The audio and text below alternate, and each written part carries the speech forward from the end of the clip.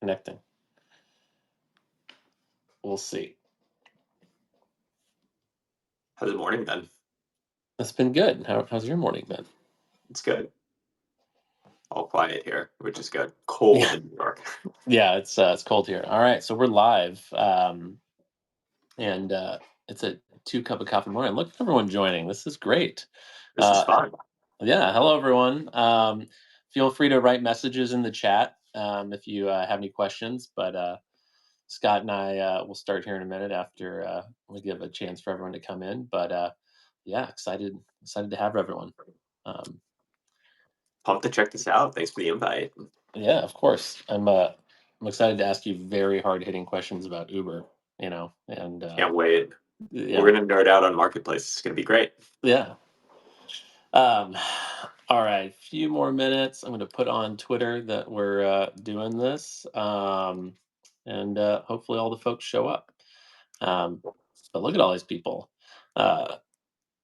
Talia, Michael, Joe W, Guy. Thank you for coming.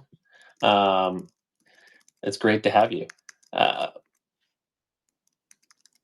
right.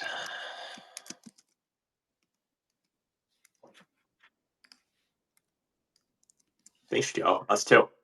Yeah. All right. Well, we can start diving in. So I guess why don't we just do a quick intro?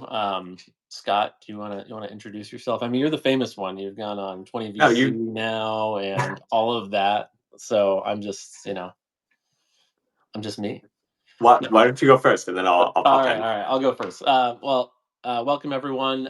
It's good to see everyone.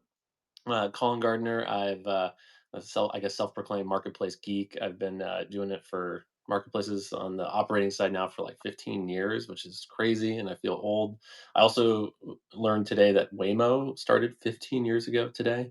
So you know, love the business of overnight successes. But yeah, so I've been doing marketplaces. Now I run a fund called Yonder, which does early stage marketplace investing, pre-seed and earlier.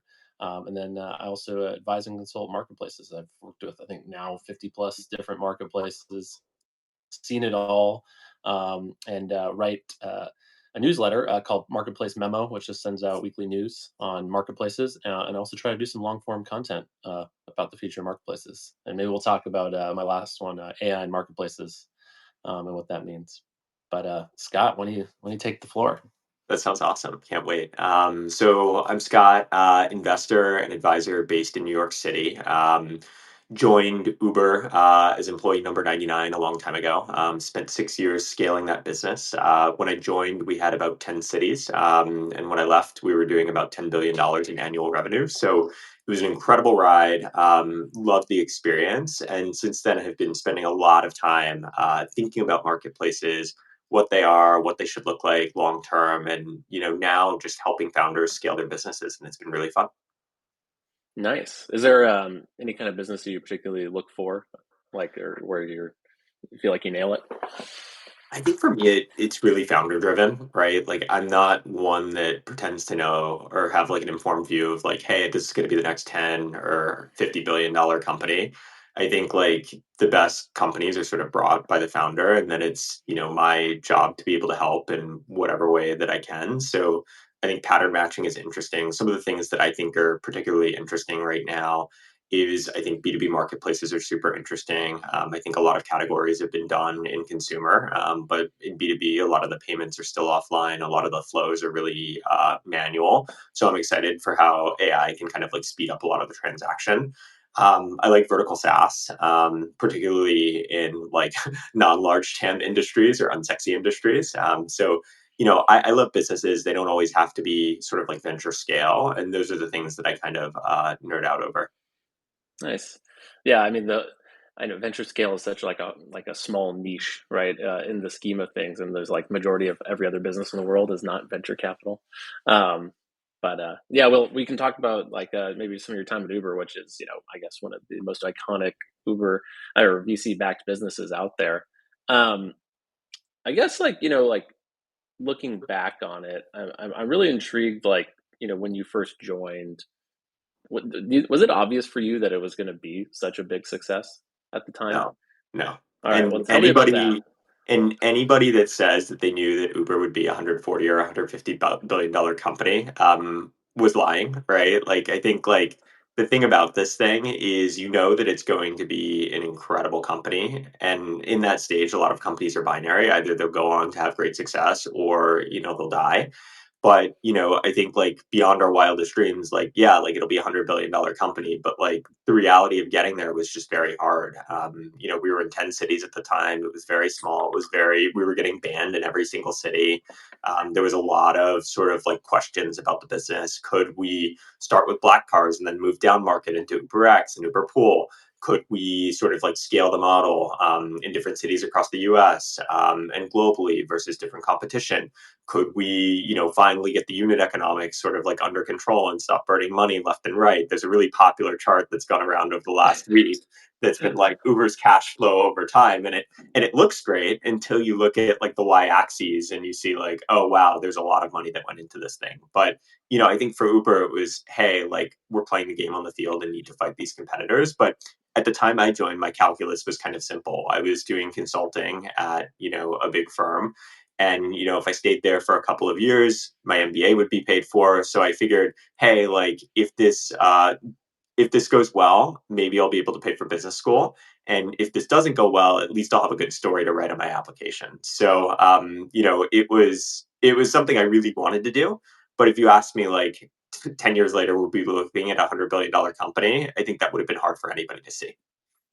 Yeah, that totally makes sense.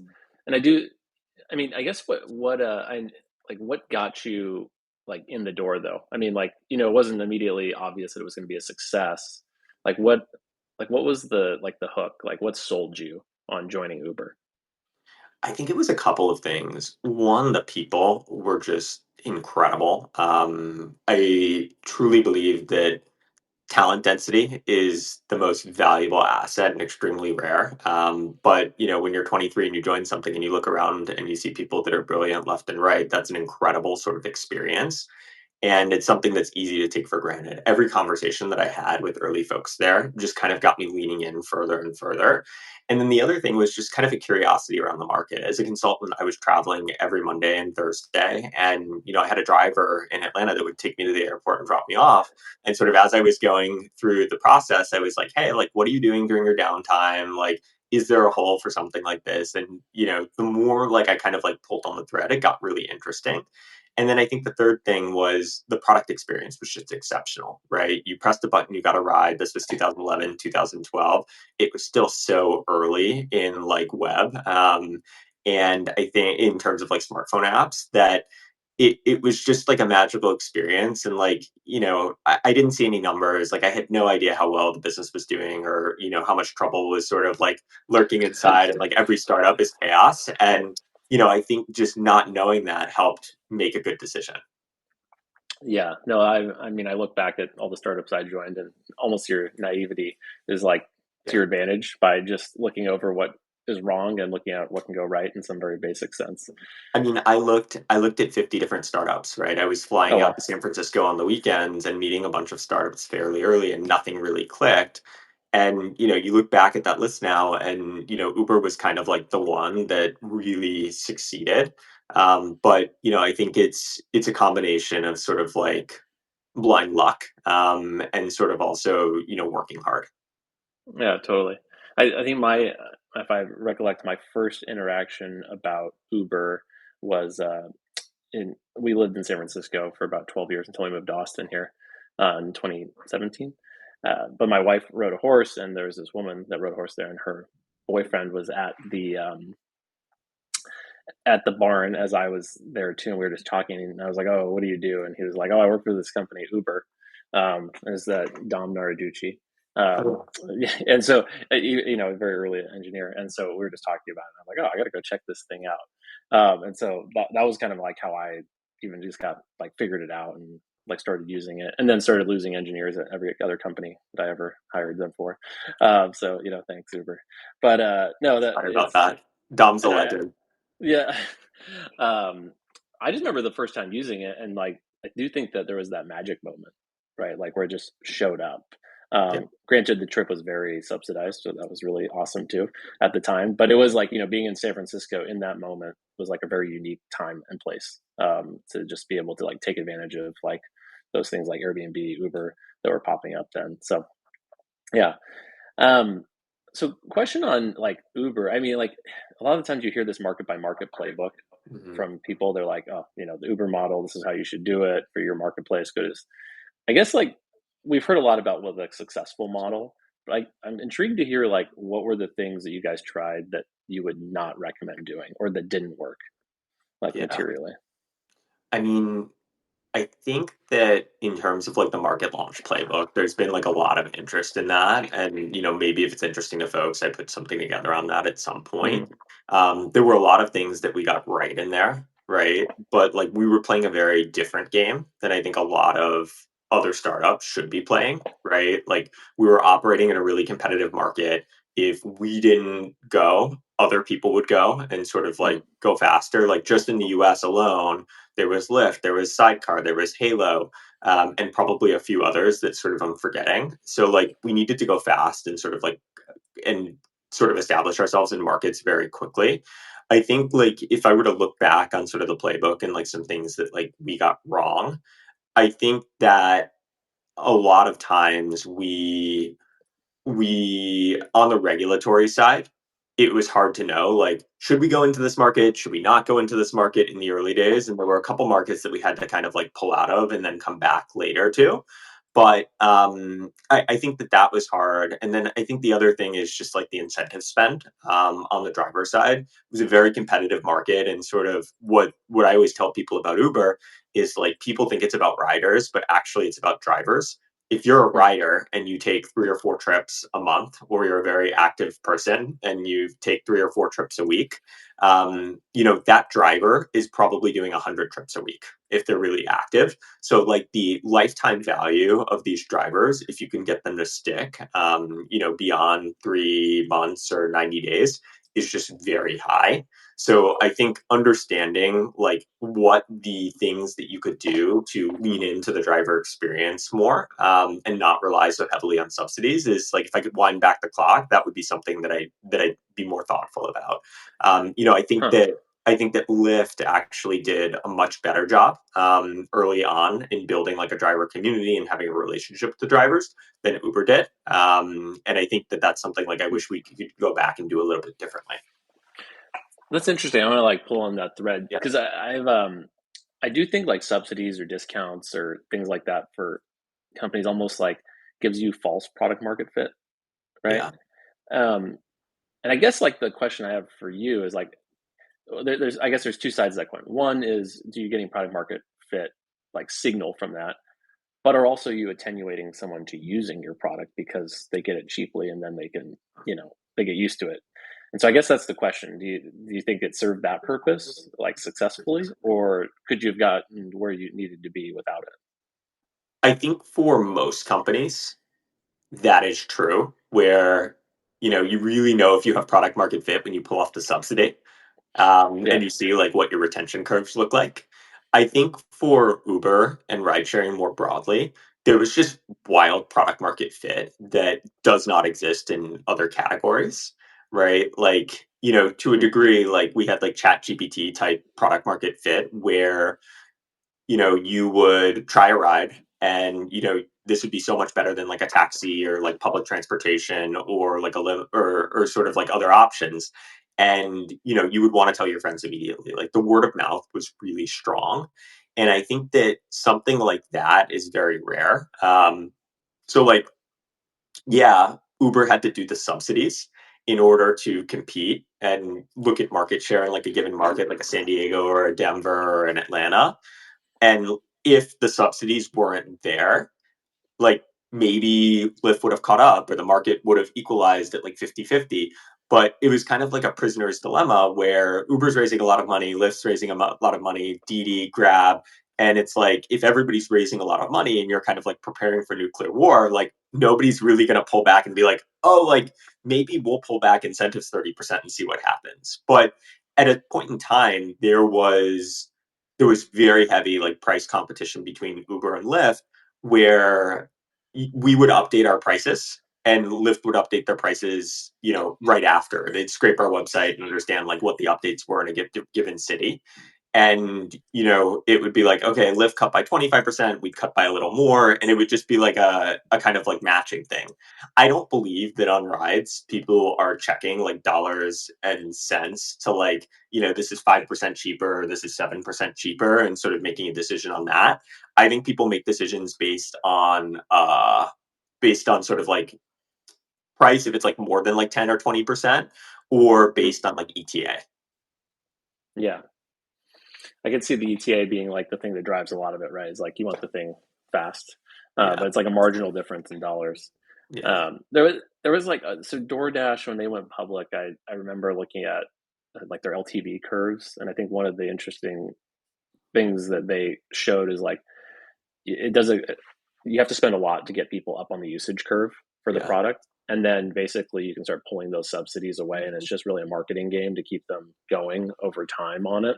And so I imagine that's pretty similar for Uber and Lyft, like on what they experience, right? It's like once you get people used to this and like away from whatever service they were using before, a taxi or a black car, Yeah. just by itself, that it's like it's hard to go back, right? It's just like the solution is so much better.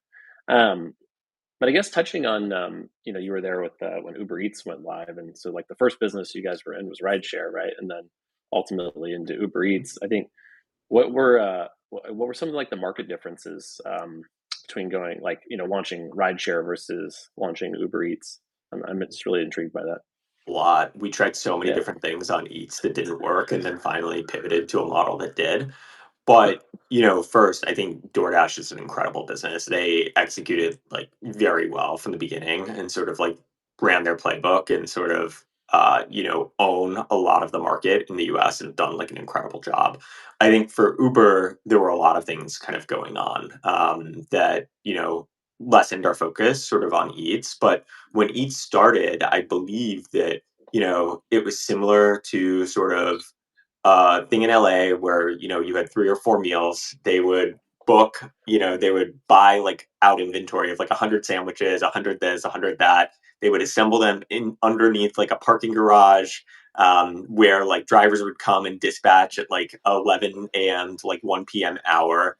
And they would kind of deliver them, right? And at the end of that like window, it was like, okay, there's all this extra food. I remember hearing stories of employees basically going and doing quality control so that when the food arrived, they take like a thermometer and take the temperature and make sure we were doing everything right. So it was a very strange sort of business. But it was one that proved like, hey, this is interesting and like we should be in the food game. There were a lot of other companies that were in the space. There was Postmates, there was Caviar, there was DoorDash, there was Grubhub, there were the Sprig, the Munchies, the Spoon Rockets as well. Very competitive category. But I think like if you think about ride sharing being like an asset light business, while Eats like Uber Eats isn't a business where you have a lot of inventory, the restaurants are taking the inventory risk. It's harder to convince restaurants to be on if all this money is going to waste unless you're buying out all their inventory. So it's harder to sustain. And I think the margins, just generally, if you look at like the earnings of an Uber and a DoorDash and compare it with like Lyft, which is a more like pure play ride sharing, or just look at the segment breakouts between Uber and DoorDash because Lyft is just a little bit different. The profitability and the gross margins on those sort of units is just different, right? So you have to do things a little bit differently. so what's the better business? Is it a rideshare or is it a restaurant delivery? I don't know. I mean, if you asked me like 3 years ago, I would have said rideshare. Actually, if you asked me during COVID, I would have said all in on Eats. If you ask me today, like it might still be Eats because we're headed to a driverless world, and there are a lot of questions, right, about sort of what Yeah. Uber's business looks like in a driverless world. Well, let's unpack that because I think a lot of people are trying to figure that out. I've seen like a bunch of crazy opinions on what it means. But Waymo is obviously kind of at the front and has actually doing like real rideshare with driverless cars. I think the big question is do they just become a service that and the distribution comes from other from like Uber and Lyft, or like how does that play out? I'm intrigued to like how you see it going. Um, and Yeah. then other people mentioned Tesla as like, I don't know, a dark horse in this. So, Yeah, I mean, you cut out for a second, but I think oh I think I got you. It might have been my connection, but I think I don't really know on the Waymo side and Uber and Tesla. I think it's very interesting. The bull case for Uber, and this is kind of like what people are talking about, is that it becomes like the aggregator for all the different driverless companies. And building a rideshare app is hard. Uber has, however many million clients around the globe, and if you want to ride, you're going to be able to go to Uber and select from all the different fleets, whether it's this company or that company or that company or that company, and like everybody's going to be like a centralized hub. And I think that's kind of the like pro case. I think also, there's also the narrative of like, hey, we've been talking about driverless cars for the last like 20 years or like 10 years at yeah, Uber. And it was like Lyft said that by 2020, like, or maybe I'm misquoting the exact year, but they're like, all of our rides will be driverless, and this was in yeah, 2015. It's like 2025, and here we are. But I do think the driverless moment has arrived. I think there's questions about how long it's going to take to roll out driverless in like every city. Like, how many cars does it take to like cover a city? Like, how much is the capex? How much does the rollout cost? Like, what's the ROI and sort of the payback period? So I think like yeah, that's interesting for Uber if driverless doesn't come as fast, or if Uber becomes the aggregator. I think the more scary path for Uber is you look at what companies like Waymo and Tesla are doing, and instead of doing things in a partnership way, right? Like Waymo's working with Uber in a couple of cities and sort of like working in other cities with other people. I think, there's a world where Waymo builds the Waymo app. They already have it now. From what I understand, the experience is really great in San Francisco and people really love it. And, they just decide to cut out the middleman and say, like, hey, like, why do we need Uber over time? And, they certainly have the tech capability and the ecosystem to do that. But, it's a lot of hardware, it's a lot of maintenance, it's a lot of like fleet stuff, and it may just make more sense to be with Uber.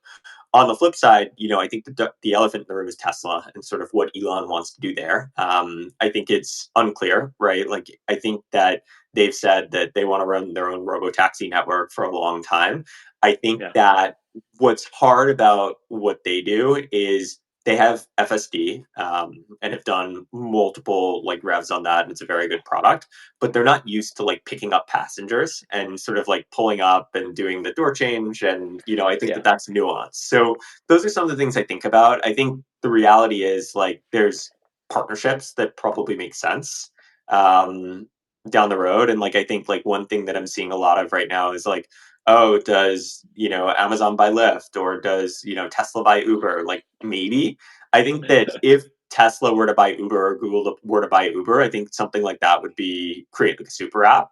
I don't know how realistic it is. I don't have like a point of view as to whether it's a good thing or a bad thing long term, but I'm really interested to see how the market evolves. What do you think? yeah. I don't know. I think I'm noodling on it like everybody else and trying to understand it. I think what's hitting me on the head time and time again is like platforms can really win, right? And if you can go back to the basic of owning like the platform and the supply itself, you know, and it's like a 10x better experience, like the marketplaces will come to, or the demand will come to you in a lot of ways. Yeah, And so I think that's like, I mean, if I was Uber, that's what I'd be like terribly afraid of is, you know, is that piece in particular. But I think, you know, Harry Campbell, good friend, the way he talks about it though, I think is interesting. He kind of mentions that, when you own a fleet, you have a lot of carrying costs to it. And one of the beauties of Uber and Lyft is that by spiking demand costs, right, you can actually incent more drivers to come on a road at a given time or things like that, but you don't have to hold the asset. So you're still like this asset light model. And so I think that's what I just try to remember and think about is like, like, how does that play into all the dynamics at the end of the day? Because there is a lot of carrying costs to the fleet, like you mentioned. yeah, And, you know, like how often do you have to keep them going, right? And yeah, to make it work, and like how that works. And maybe once you get over that cost curve of like, and you're in the profit zone, maybe it doesn't matter. But it is hard to imagine that if you have to keep holding all those assets, that you aren't capped at some capacity over Yeah. time. And so that's the thing I think that's what I'm thinking about a lot, and it's like a lot to think about. Every city in America having like driverless cars right now. Like I think that's a long time away, and the capex to get there is like just significant. So If there that's if my there feeling on it.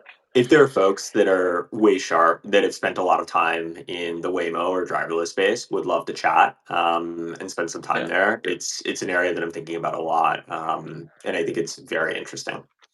yeah. If anyone in the chat has any questions on that in particular, throw them in there. We're like happy to answer them if they pop up.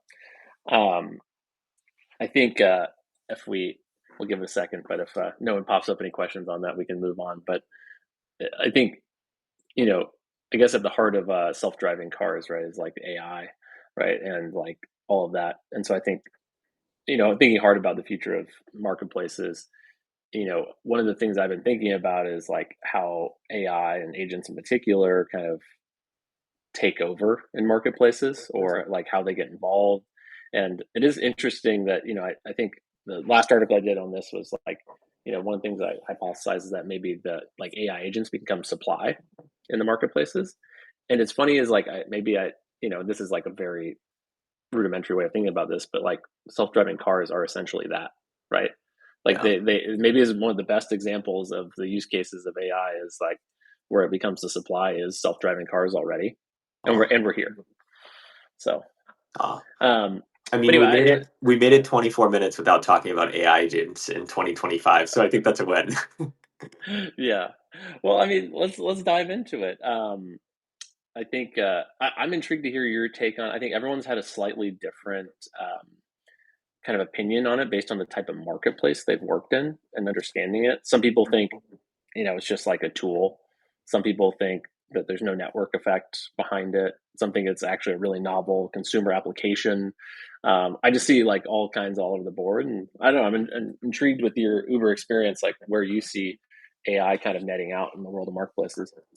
Yeah, I mean, I think we've gone through different eras of sort of marketplaces, and AI is sort of like the next layer. And sort of this is going to be different than any other era because in marketplaces, let's take a labor marketplace, for example, like an Upwork or a Fiverr or a freelancing marketplace.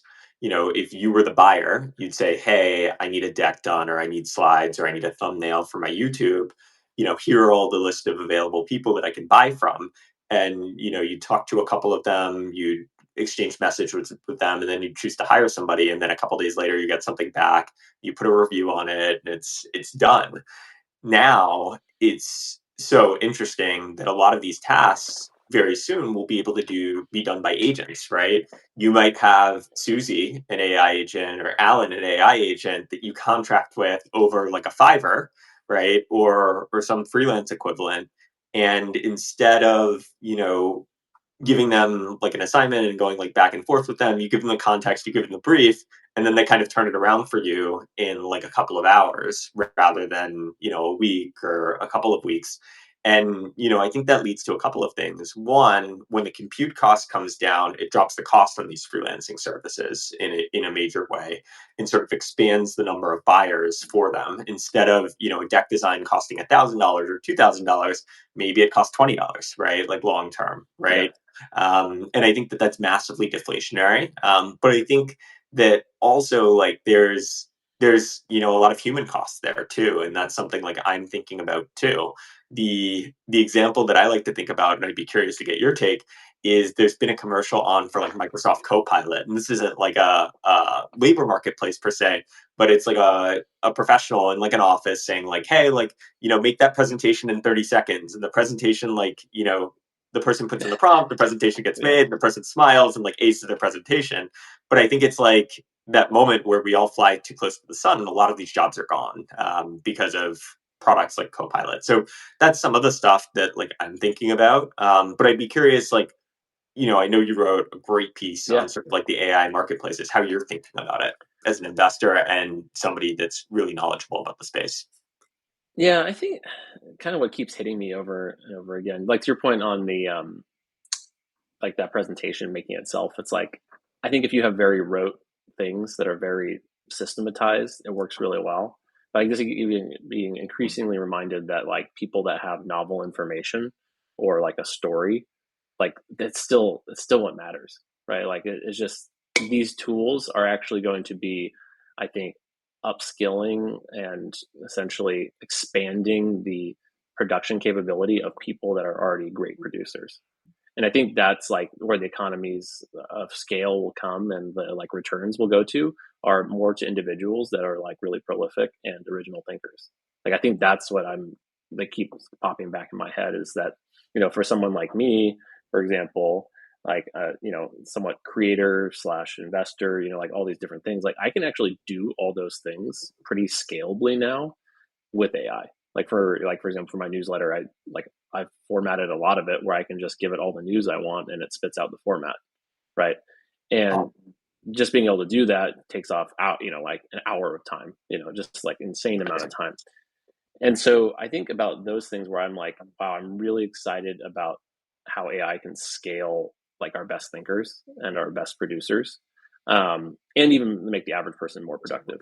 So I think that's like I'm less worried about labor becoming this thing that becomes obsolete, and I'm more intrigued about what the like how people get enabled in new ways and what surface areas that creates. And so um, I think one of the things I'm interested in is like how AI becomes supply in a lot of marketplaces. Like for example, Yeah. like intro, I think we're both on there. Like people pay for time to go talk to us, but what I really don't like about labor marketplaces is you have to coordinate time between two people in a lot of ways, and that's very finite and discrete and becomes expensive. And so I think there's a lot of opportunity around AI to actually step in and provide a lower cost solution for Mhm. information dissemination from experts. Mhm. Because a lot of people ask the same questions, and so Yeah. like that's in theory why I write things down on a blog, and maybe why might write the Uber playbook, right? It's like because once you write it once, then it's like infinitely replicatable to everyone. And so I think there's this like that opportunity set exists with AI, but with like people themselves and like doing a very good rendition of like the knowledge they have.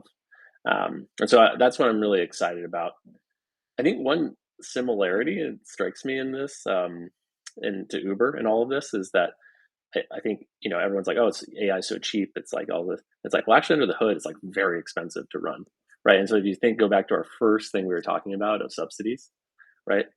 My question is like, what happens when we rip the subsidies away from all of this, right? Like, and compute actually, it's going to go down in cost to do all these things, but at the same time, like, it's very expensive for these companies to run these like businesses. Um, and so I know I'm intrigued by like that piece of it. Like when does the band-aid get ripped off and like we actually see the true price of AI and then what that does to usage. So Yeah, I mean, I think it's a really interesting point. I think what we've seen so far from AI is that it provides tremendous operating leverage to companies. So if companies were to rip the subsidies away from OpenAI from AI, and like OpenAI, move their plan from $20 to $25 a month or $20 to $30 a month, maybe you'd see some drop off in consumer demand, right? But like the employees that are still expensing, OpenAI, no, totally. are still going to expense it, and the companies that are still buying enterprise plans are still going to do it. But I think like we're kind of in an arms race, in a much bigger arms race than sort of the ride sharing wars. That'll seem like a puddle compared to this. And, I think that you just have this reality where I think Microsoft said they were going to spend $80 billion on sort of R&D for AI in like the next year. And, the first thing that that does is it says, okay, Microsoft is going all in. What is Google going to do? What is Facebook going to do? What is Amazon going to do? Because in the Magnificent Seven and sort of all of these larger companies, if you are not competing or keeping up, you're falling behind. And this is the most foundational shift since maybe the internet or the smartphone. And there are a lot of companies that you look at from the 90s that have just kind of like plateaued. Like look at the Cisco's of the world, and nobody wants to be Cisco. Hmm. Yeah, I think what's interesting in all of this too is like the time frame of investment. Like if we go back, like again, like Waymo is 15 years old today, Yeah, and now it is like all of a sudden a competitor with Uber, yeah, right? Whereas like I mean, but that was like someone thinking 15 years ago this should be a thing. Um, and now it is like an existential threat to a whole new business, Yeah. or to a business that they invested in, by the way, Google, right? Yes. So that's whatever. That's the dirty laundry. But the point is I think there's like those things are starting to happen again with like the investments in AI with all the larger tech companies, and I'm really intrigued to see like which businesses are like the things that get disrupted just totally by this, like that we didn't even expect, like and it's going to take time because like we're a couple of years in from Yeah. if we mark chat gpt launch as kind of the beginning of the AI era. um we're still like only 2 years in, right? And like I if you yeah anyway. Yeah, to pick up on that, I'm very interested Yeah. in education, right? Like, I don't know if there's an Mm. investment opportunity in education, but if you look at like what's happened to businesses like Chegg that have just lost so much value because everything is sort of online, it's going to totally transform how we think about school for kids, how education like morphs over time, and I think that's a really interesting shift. I think healthcare is really interesting. Is like we can kind of bring down the cost of things by getting smarter about care, and I think it's just this incredible thing for society. It's just unclear like what the impacts are and who the winners are going to be and where the value is going to sort of like aggregate. Yeah, no, I think that we're all in 100% agreement. We don't know what's Mhm. going to happen, Yeah. but we're excited by the future. um well, I think we should wrap up for everyone. We've been going for 30 minutes. But yeah, the AI marketplaces, big question mark. I'm excited to see it, but I do think the big things that I think are going to happen. One, there's going to be some supply side kind of cannibalization by AI, and it's going to be in ways that we don't think about. But I also think it's going to open up totally new surface areas and supply sets because of cost of like efficiencies, but also of like totally new areas that we hadn't thought about, like you know that become really interesting. So that's kind of my 2 cents on it. Any last words on it before No, we I roll love it it. up? This was super fun. Thanks for doing this, and Yeah, thanks to everybody for hanging out with us. If you totally. liked it, let us know. If you have ideas, let us know. This is a really cool platform, and Colin and I love marketplaces. So if there's ever any way we can help, feel free to reach out. Yeah. And if there's any parting questions in there, get them in now. But otherwise, we'll wrap it up and get out of here. And I wouldn't be a good plug if I didn't say subscribe to our Substacks and see what we're thinking. So, all right. Well, thanks everyone. Thanks, guys.